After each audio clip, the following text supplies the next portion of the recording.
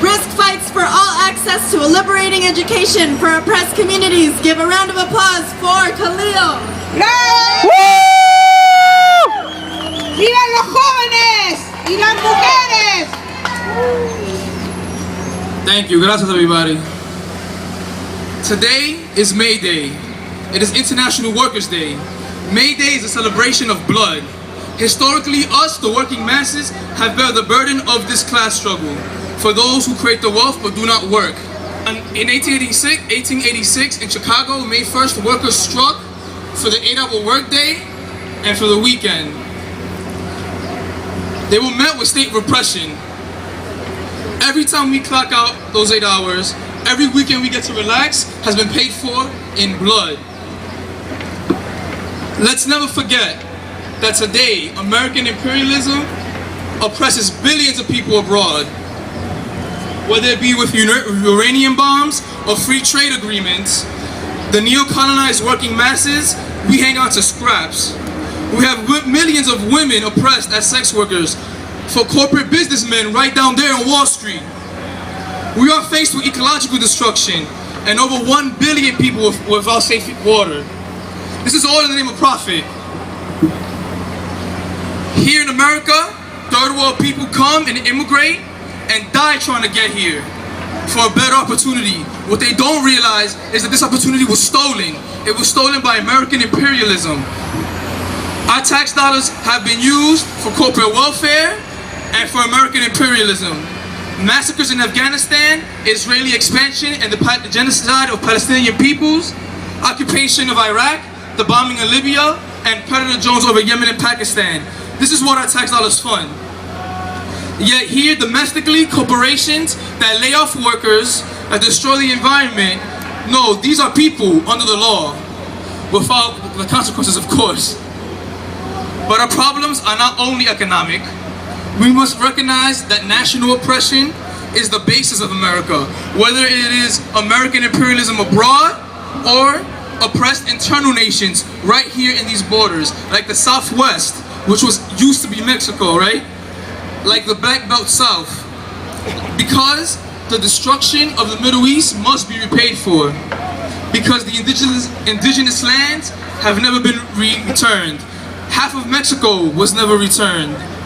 Because the US still holds Hawaii and my homeland of Puerto Rico, still a colony of the US.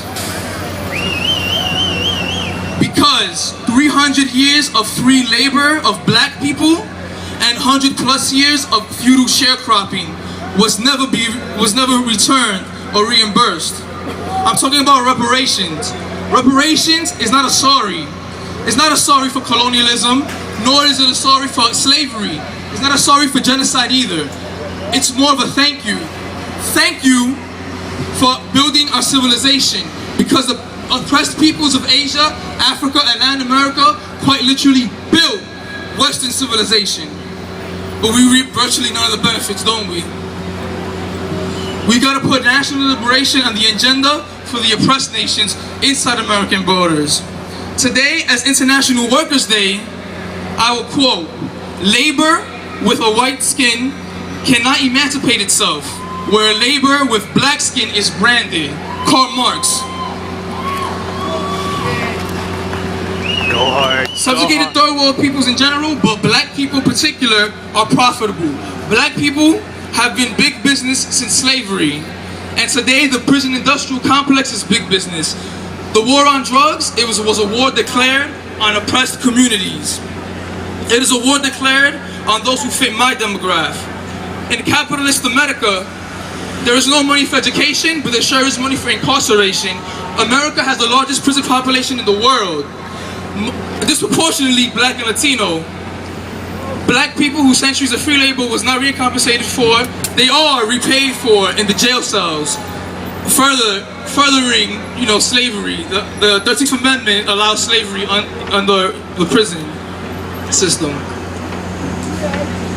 Yet today, there are more African Americans under correctional control than enslaved in 1850. But those who laid off the workers since the financial crisis are free. Those who made big bucks since the 2008 financial crisis, they walk free. George Zimmerman, a racist killer who defended a gated community. The gated community is a form of new American apartheid, economic apartheid here in America. That's what the gated community is, and that's what George Zimmerman, a racist killer, defended. The Border Patrol, who killed Anastasia Rojas in the West Coast, they walk free. But let's think about this. The NYPD right here, they've killed 7 people since 2012, and it's only May 1st. They all walk free. Look at them. Ronnie Graham, whose home was invaded, was shot in his bathroom for a bag of weed. They all walk free. The US, the NYPD, and all police departments, they are not workers. They do not produce anything except repression. Much like the workers in Haymarket were repressed by the police, today the police oppress our working class and black and brown communities. We must not only take into account the exploited people who sell their labor, but also those who are left out of the market, those who sell drugs, those who sell their bodies, and those who cannot function, those who are unemployed, who cannot sell their labor. The Revolutionary Student Coordinating Committee struggle lies in CUNY, it lies in education.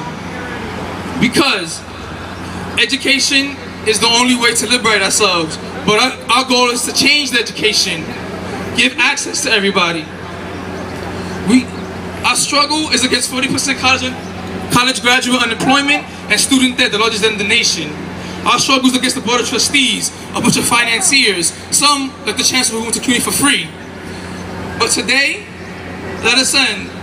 Let us resist. Where there's oppression, there's resistance. We are all resisting. Those who labor must rule. We will be victorious in the class struggle. Down with the CUNY Board of Trustees. May the students, the workers, and above all the community rule CUNY. Down with imperialism and down with capitalism.